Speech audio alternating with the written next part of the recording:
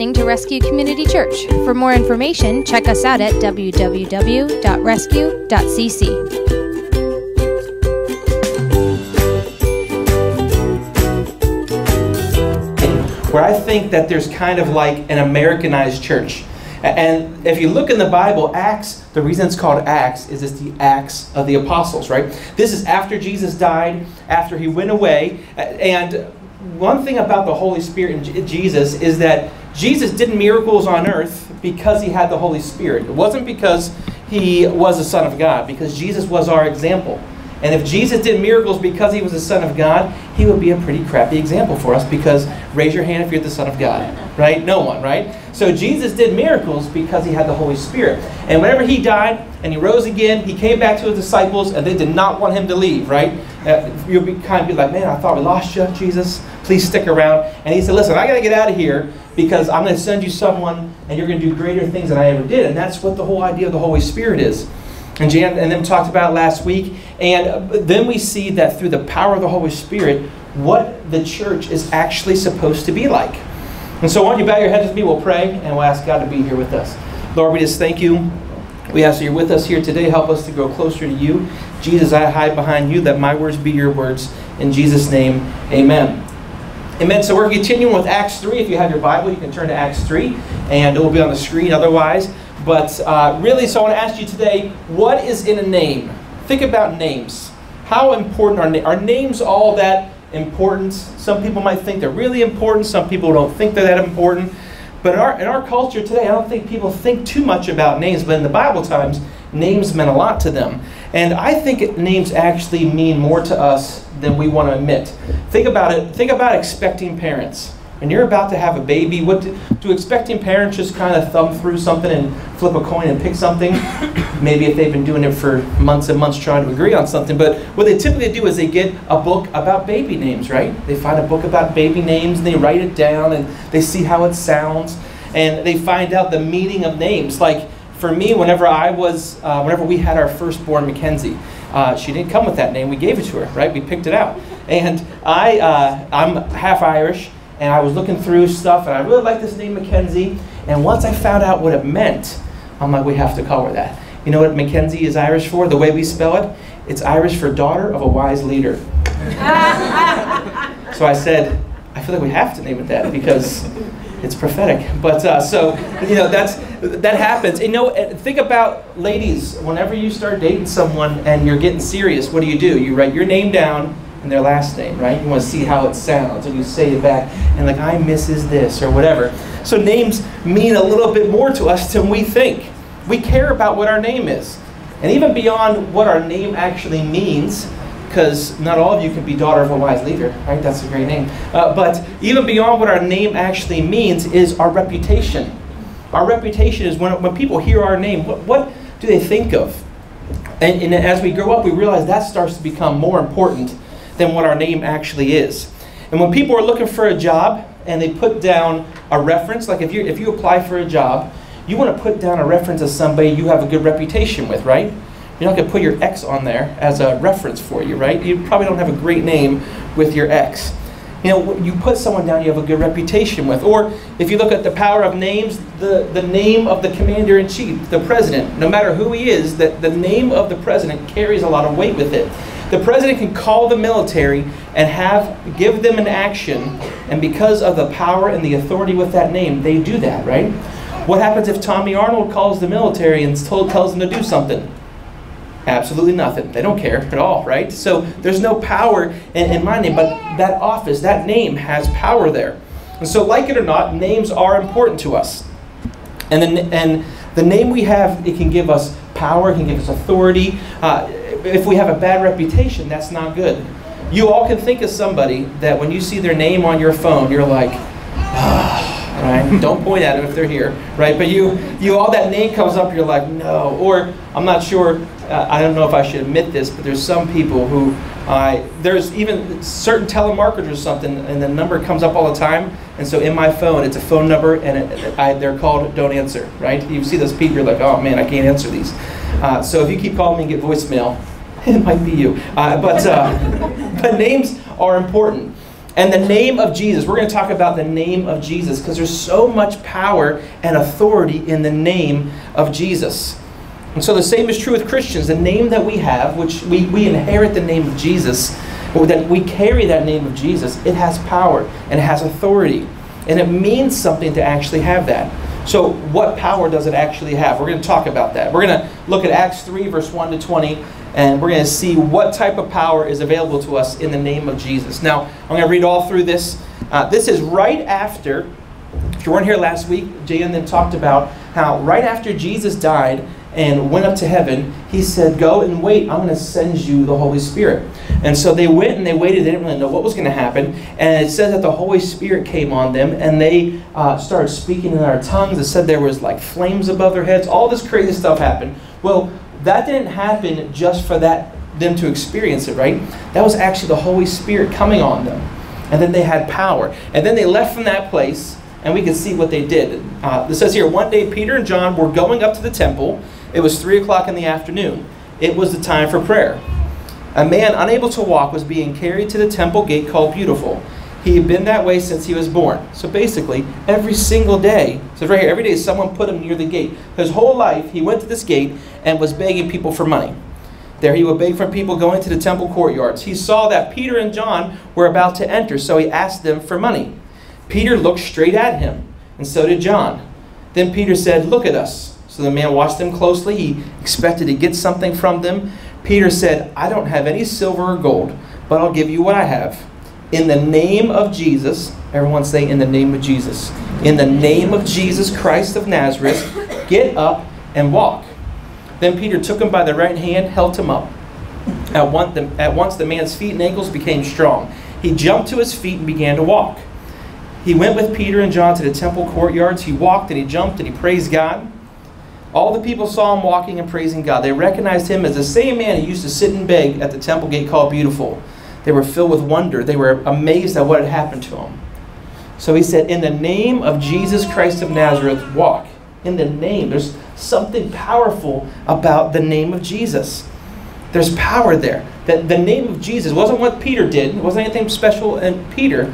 But Peter said, listen, in the name of Jesus, get up and walk. And it was that power in the name of Jesus that gave him power to walk. So now does that mean that if we can just walk around healing people by just saying, be healed in Jesus' name? Try it. It won't work probably. So that typically it's much more difficult than that.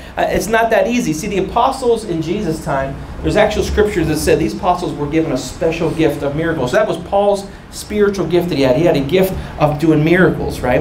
And God used some people to reach people by doing miracles.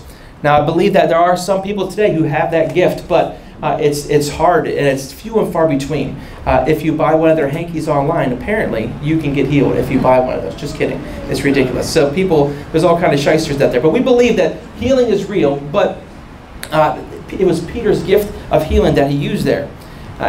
But he said, in the name of Jesus, get up and walk. And so we're going to look at a couple things. Since not all of us have the gift of miracles, we're going to look at a couple things that all of us do have, that in the power of Jesus' name we can give to people. So number one, in the name of Jesus, there is power to give.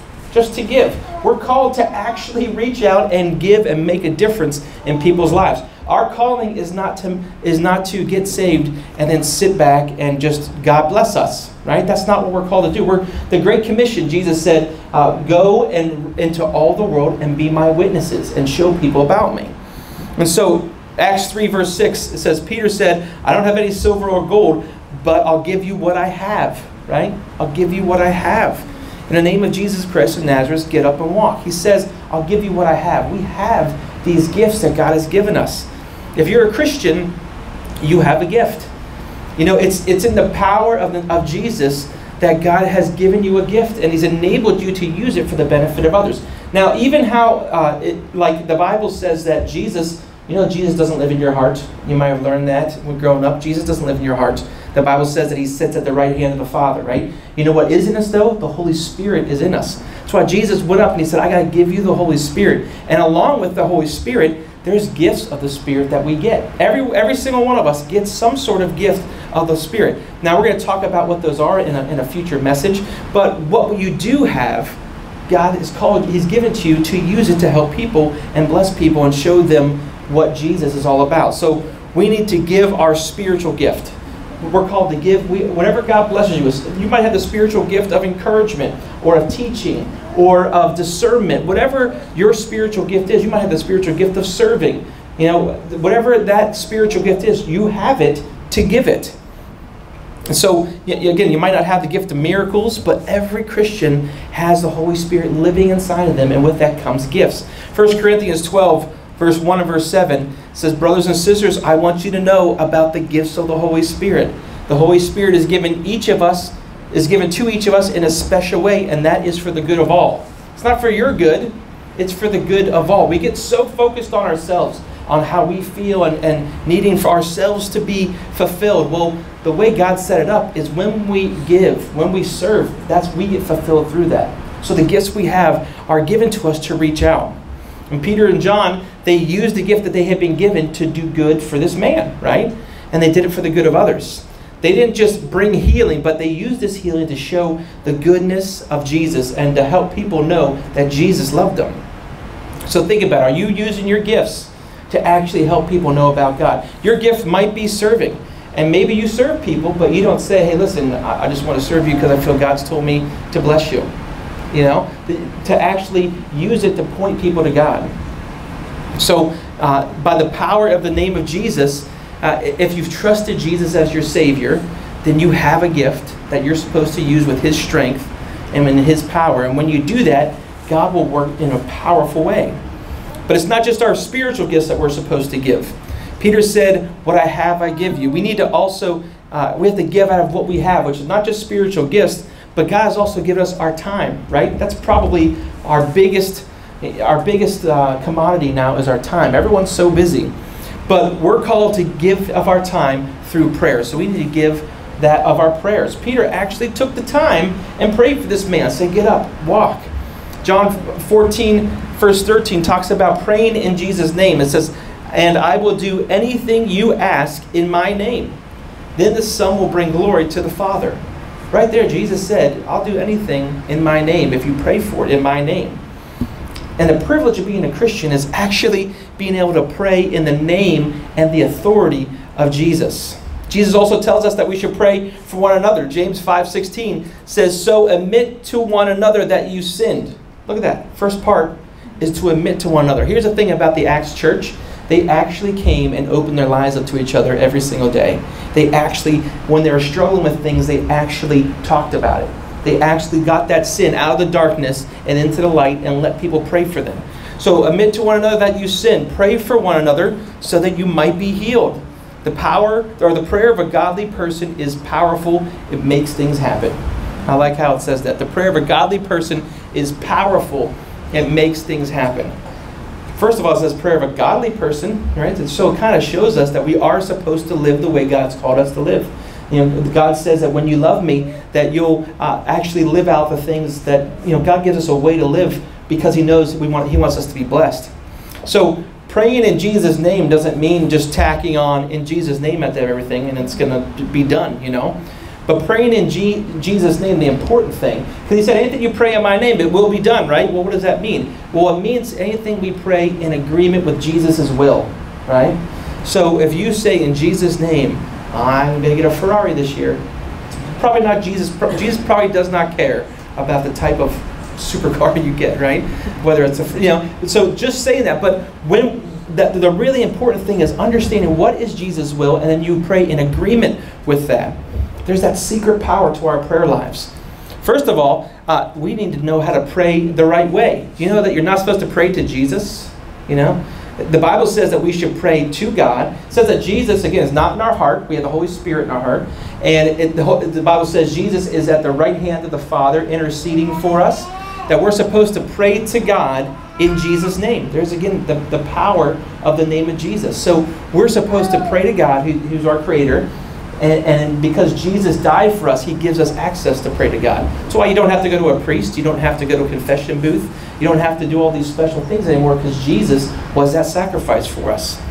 So to know what Jesus' actual will is for your life, we're supposed to pray in accordance with Jesus' will. is you have to grow in your relationship with him. You have to get to know who Jesus is. You have to every day talk to him. And you know that one of the best ways you can find out what Jesus' will is for your life is to read the Bible. Most people don't read their Bible. There's a reason the Bible is called the Word of God, right? That's God's Word to us. That is the beginning of hearing what God wants to say to you in your life, of knowing what his will is. When we spend time actually reading the Bible and just asking God to speak to us, we begin to start to understand. We begin to understand these promptings in our heart. Shauna told us a story how she went and she was working at, like, whenever you go to like Sam's Club and they have samples of things, she does that every once in a while, and she got there, and her and this older lady, like about 70 or so, she said, got hired for the same job. And she found out, you know, this lady was having a hard time not making it on her retirement, all these things, and she let this lady work the job there, and as she was leaving, she felt the Holy Spirit on her heart say, buy that lady a gift card. And she could, if she did not grow with God and get closer and closer to God, she would have just left. But she felt the Holy Spirit tugging her heart, and she bought this lady a gift card and gave it to her. And the lady cried like crazy and said, you have to work this until I gather myself, because God's moving in her life. So it's not about doing these crazy things. It's about just hearing the Word of God and knowing what Jesus' will is for your life. And so when you grow in your relationship with him, you grow in knowing what God wants you to do. Look here, Acts 3, it goes on, verse 11 to 16. It says, the beggar was holding on to Peter and John. All the people were amazed. They came running to them at Solomon's Porch.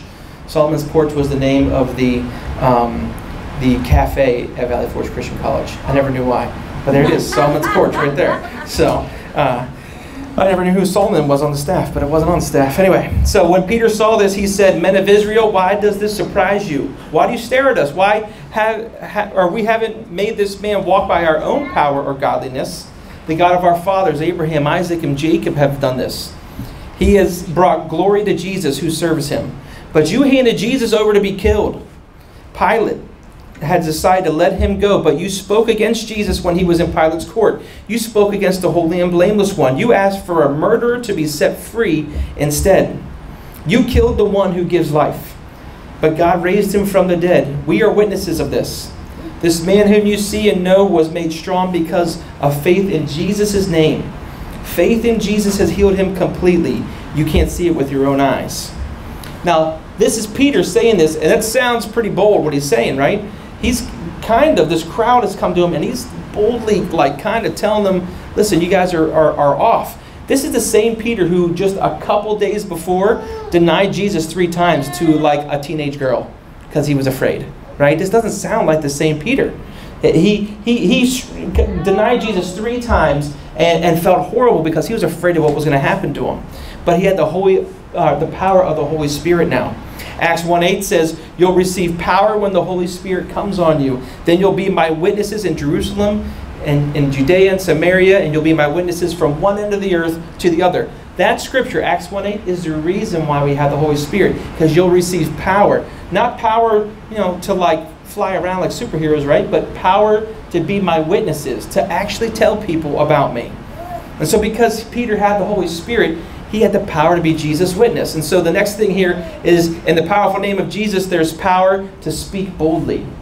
When we have the Holy Spirit, we get the power to speak boldly. Every single one of us can speak boldly. Even if you feel very shy, through the power of the Holy Spirit, you can speak boldly to someone. Now, it doesn't mean bold. Listen, bold does not mean rude. I'm not saying that, not telling people off and then say, in Jesus' name, bless you, and walk away.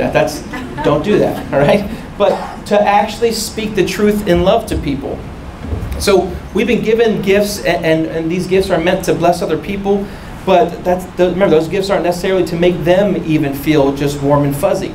The whole point of God in your life is for you to be made right with God. And in our friend's life, we want them to be made right with God. And here is, in this situation, we see Peter says some stuff that's kind of hard to hear. How many people love to hear things that are hard to hear? No, we don't like that at all, right?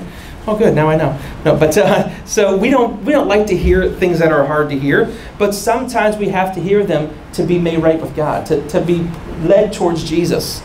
And so that's exactly what happened here. This is sometimes a hard one for us to act out. If we see a friend who is maybe, drinking a little too much, or like, yeah, I think there might be a problem. Or somebody who's kind of rude all the time, you're like, listen, or someone who's fearful all the time, or whatever. It's hard for us to say, listen, I see you kind of doing this, and I think Jesus wants me to let you know that you really should be encouraged, and I'm here for you type thing. It's not judging, it's telling people, listen, that is the power of having Christians in your life. The Bible says, do you ever hear people say, you can't judge me, only God can judge me, you can't judge me? That's not actually true. The Bible doesn't say that. The Bible says that we should not judge unbelievers, because why should we expect them to act the way Jesus tells us to act, right? The Bible says you shouldn't judge those people, let God judge them. But the Bible says other Christians, part of the beauty of being an Acts church, a church like God wants us to,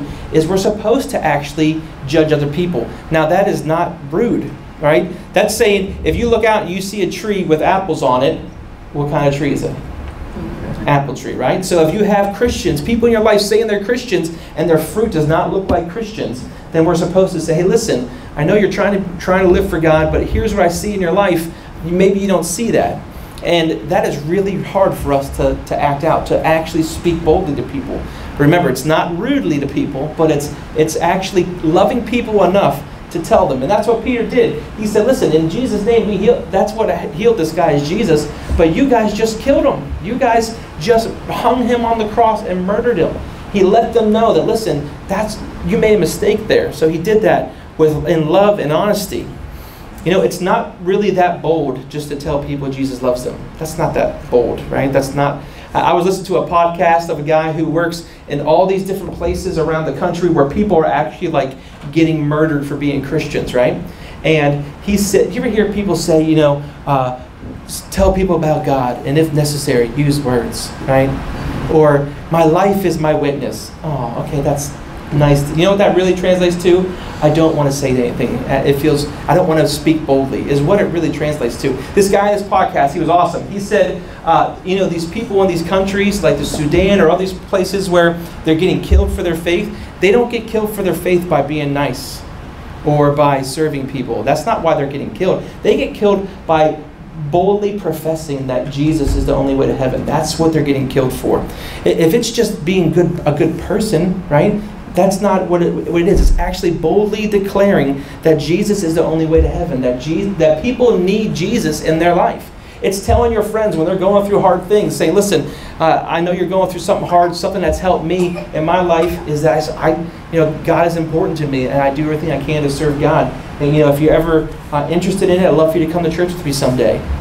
Now picture that, saying that to every one of your coworkers, right? That's scary sometimes, but we get that boldness from the Holy Spirit. And so, so we have to speak boldly. Acts 3, finish up this section of Scripture, verse 17 to 20. It says, my friends, so here Peter just got done kind of speaking bold to them, right? And then he says, listen, my friends, I know you didn't realize what you're doing. Neither did your leaders, but God had given a promise through all the prophets. And this is how he made his promise come true. He said that Christ would suffer. So turn from your sins, turn to God. Then your sins will be wiped away. The time will come when the Lord will make everything new. He will send the Christ Jesus.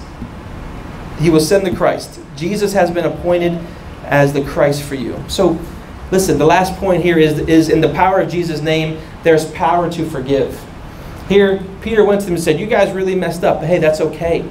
But listen, if you want to be forgiven, you've messed up, you've got to get Jesus in the center of your life. We have to turn to Jesus for repentance. We have to say, God, I need forgiveness of my sins.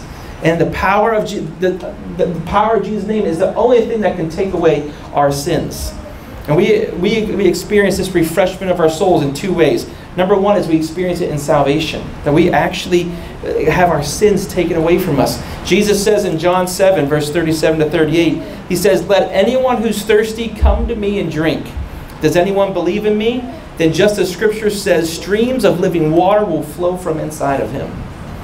So we come to Jesus and we repent and we seek forgiveness and we get refreshment for our souls through salvation. To actually, it is mind-blowing to have the burden of your sins actually lifted from your shoulders, to know that, you know what, I'm made right with God now. And if I died today, I know that Jesus takes away my sins. There's a burden that comes off your heart when you do that. Peter tells us in Acts 4:12, he says, you can't be saved by believing in anyone else. God has given us no other name under heaven that will save us. No other name, not Buddha, not Muhammad, not your name, not good deeds, not being a good person. There's no other name that's actually going to bring you that refreshment of salvation. Jesus said in Matthew 11, he says, come to me all who are tired. How many people are tired? Like every day, right?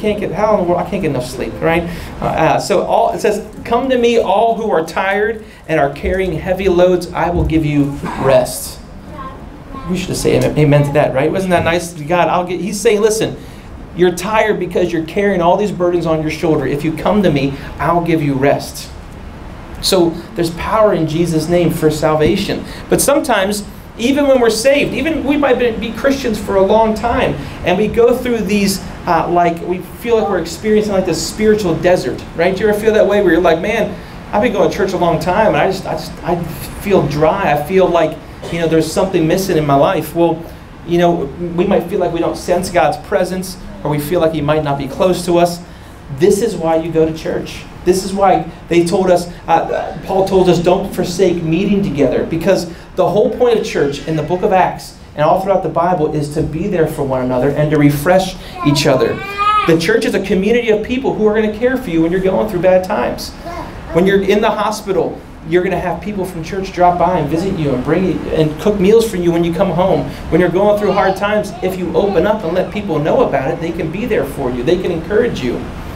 If you've been a Christian for a long time, then I'm pretty sure you can think of a time when you were dry and you felt weak and you felt that there was nothing left inside of you, and then God sent someone to you and just spoke something to you. Maybe they just at the right moment they came and said, hey, I don't know why, I just felt like God said, to bless you, and here's a gift card for you guys to go out on a date. And maybe your marriage was on the rocks and you're like, man, we really needed a date. That's nice, That's what the Holy Spirit does. The Holy Spirit talks to you so you can go and minister even to people in church. God does that. He refreshes us throughout our relationships with people in church. Paul talks about this type of refreshment in 2 Corinthians. He said, all of that cheers us up. So here at this point, Paul has sent Titus to this church in Corinth, and he says, we're also very glad to see how happy Titus was.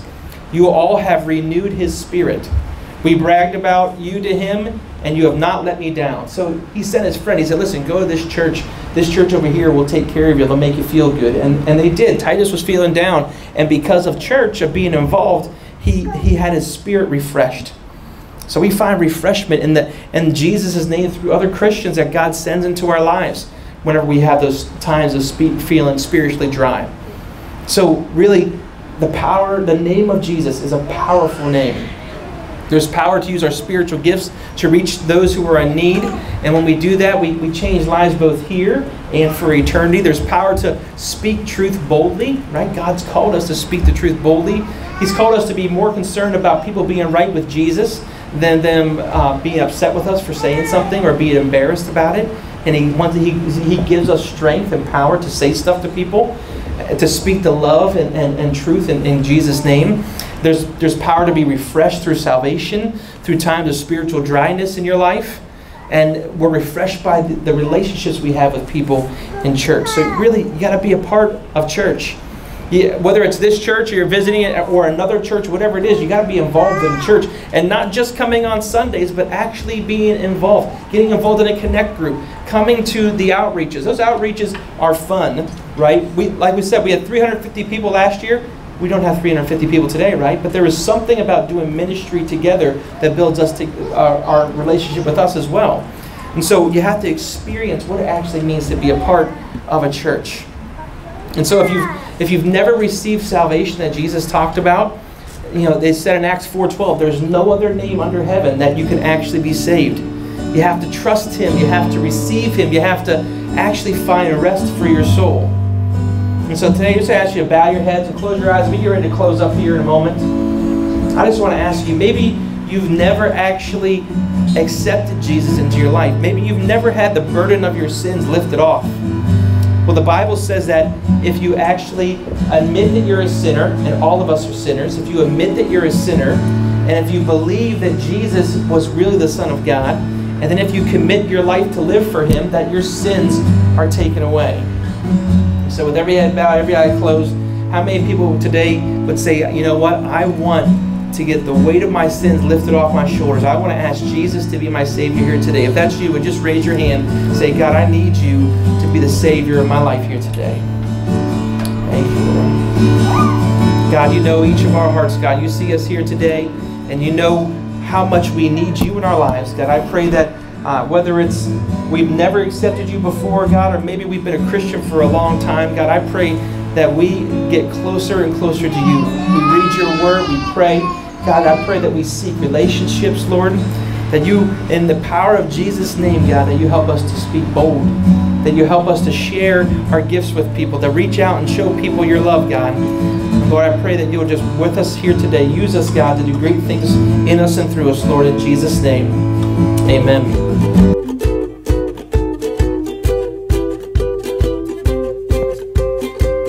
You are listening to Rescue Community Church. For more information, check us out at www.rescue.cc.